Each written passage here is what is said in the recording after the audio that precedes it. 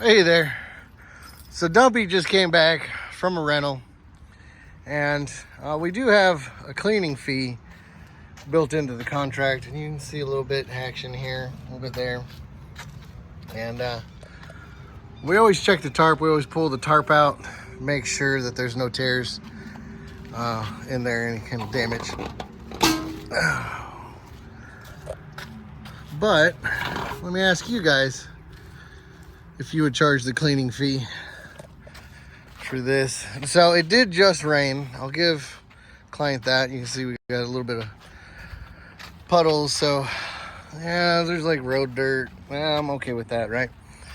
That's gonna happen, especially on rainy days. You know, footprints, just, you know, rain. I call it rain dirt. I don't know what else to call that. But are you charging this guy a clean out fee